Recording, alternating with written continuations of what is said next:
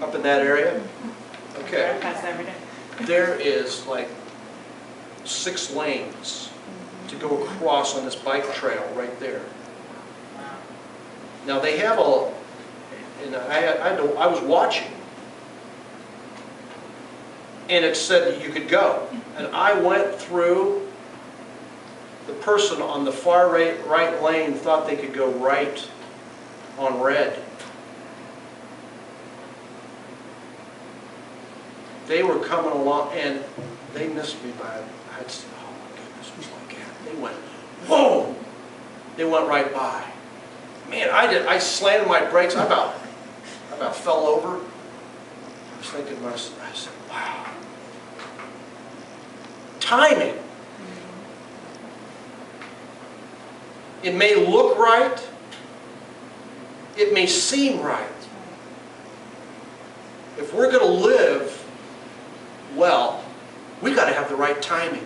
So Jesus is saying, stop making decisions based on your own perceptions, based on how you have gathered information, on appearances.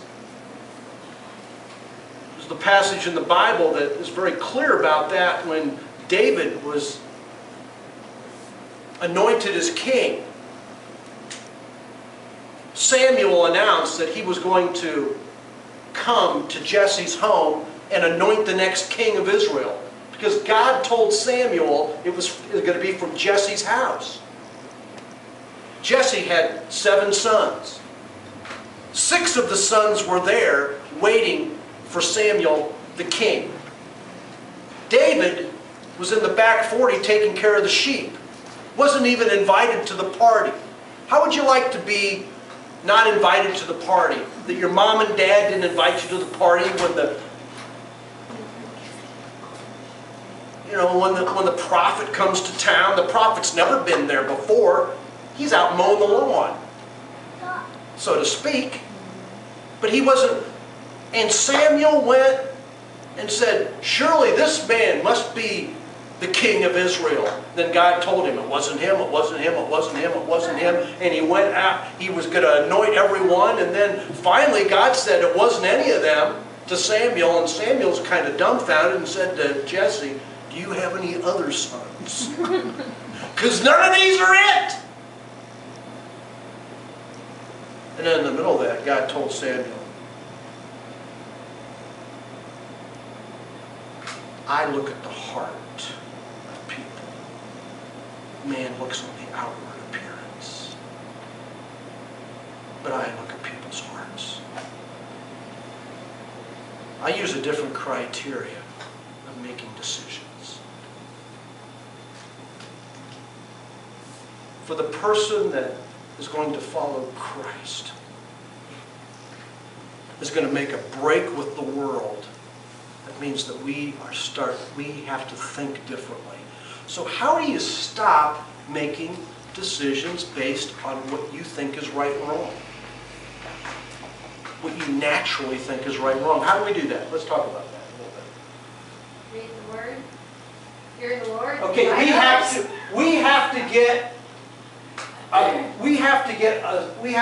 we got to find sources. We got to find sources that are completely different than what we think. One of those sources, we got to read the Bible and follow what God is saying in His Word. That's one source that will get us out of our own perception. What's another source? Other people. Okay, other people. Have you ever had anybody tell you, did you realize that what you did, maybe everybody wasn't excited about it? What are you talking about? Anita had this little conversation with me this day. Did you realize this? I don't think this really communicated well with so-and-so and this and that and this, and I don't know. I didn't see exactly what she saw. But in order to have the Bible, other people, the Spirit of God Himself, being open to prayer. That's prayer. We have to be open to prayer. But the first step towards this we have to admit that we don't get it right. Until we admit that we are not, we can't, we have to admit and be aware that if you follow yourself in your own decisions, in your own judgments, you're going to go the wrong direction in life. Not until we fully admit that. Can we embrace this? Because it will be, I don't want to read the Bible, I don't want to listen to other people, I don't want to open myself into the Spirit and pray. Why? I don't want to do it. Because, I don't know, it just seems laborious, it seems boring, it seems this, it seems that. But if you know that you can't really operate on your own, you'll be open to that. Not until we fully admit that we have a problem making decisions, why be open to other decisions? Number 2, a man or a woman of truth aims their life, their time at bringing God glory. And that's a question. Well, what I'm doing, is it going to bring glory to God? That's in this passage.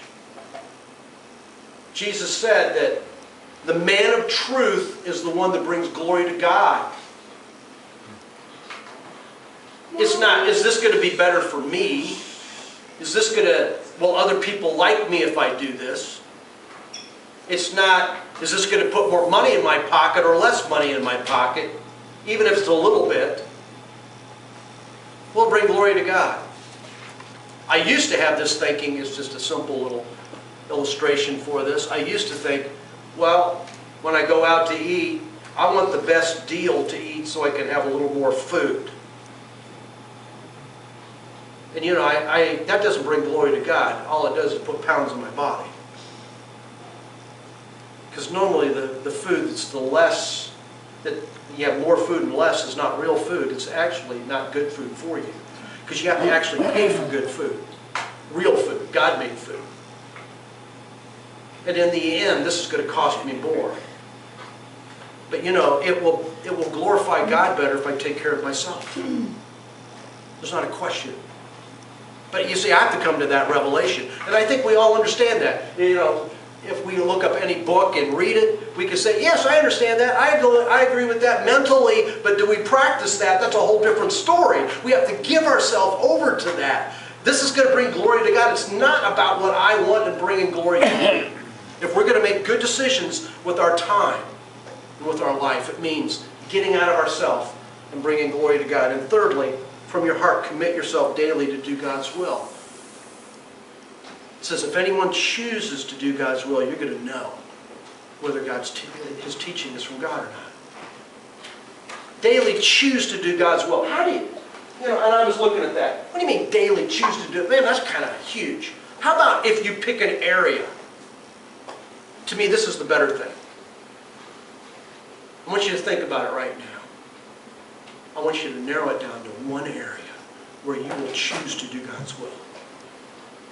That maybe you're struggling with, or an area that you don't have much answers to.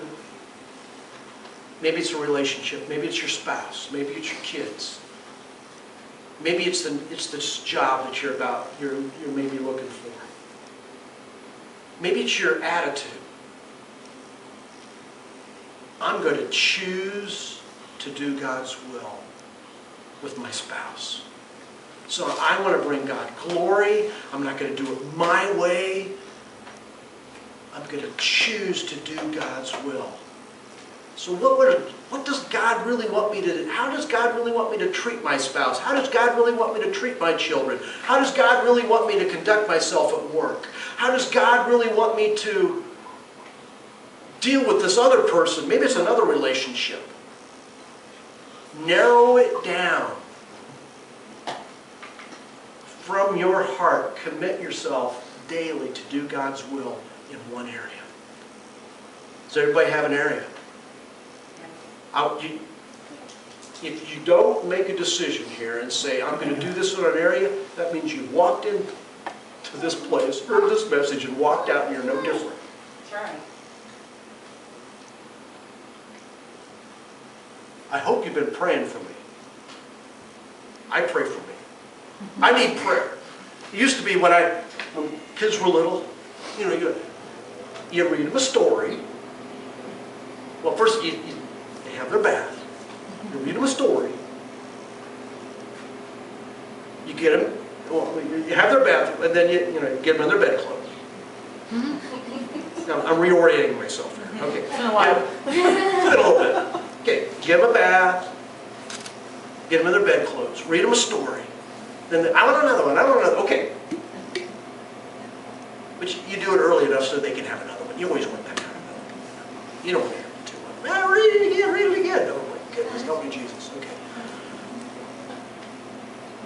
And then it's time for bed, right? Then you tuck them in, and then we always prayed. When I always used to pray for them, when I did this, I always end up praying for myself more than I did then, because, I mean, they don't need as much help as I do to help them. They just need a dad that's after God. They just need a dad that loves them the way God would want them to love them. They need someone that's patient, understanding, truthful, and fun. I ended up praying for myself more than I did that. From your heart, commit to doing God's will in this one area. Everybody have an area? Everybody have an area? Yes. Or else you're just doing a religious exercise, coming in here and getting out of here, and nothing's changed. You're just playing around with the material. It's like going to the Weight Watchers meeting and saying, I ain't going to stand on the scale.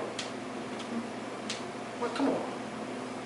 We're just talking about food, talking about how to do it, but we really don't want to get real yet. So how do we do some of this? We've got to create awareness. No. So how do we do God's will? How do we do God's will? How do we be a person that aims at truth, bringing God glory? How do we stop making decisions based on our own decision? Just 3 more things. Number 1, we need to learn to listen.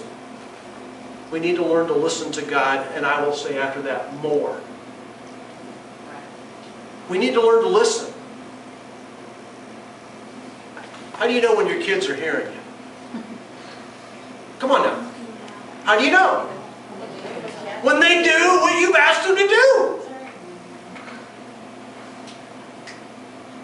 And so what I did with my kids when they were little, I'm talking to them and they're doing whatever, I would gently grab their head and bring it to my eyes. And we would talk. Then they would know I'm serious, and then they would get it. There's something about eye-to-eye contact. So here, still remember it, I was at the computer, Robbie was saying something to me, and I don't know, I was just sort of, I was kind of focused on the computer. So this is what she did. She took my head, turned it to her head, she looked into my eyes, and you know what? I heard her. I got it. I said, I've been here before, but on the other side. And she spoke to me. It got in. I heard. We got to focus our eyes on Him, not sort of distractingly having the music going on, devotions with kids running around, this and that, and well, this isn't going to work. Or we've got to focus and have a time with God and to hear Him. And it's just not all of a sudden going to pop one day. As Mike Bickle says, it's finally after 10 years of spending with God, an hour or so a day, that God has finally broken down some things in my life. And he says and then he spoke about 20 years, 25 years of doing this. It's finally over time that he's able to hear God and God's able to get through. We need to learn to listen to God deeply and more. We need to take time and reflect with God. Okay, God said something to us. We've gone through the day and something has happened. We need to reflect with God. And when I say listen to God, that means in His Word. Say, what are you trying to say here? Talk to Him. And then we need to take time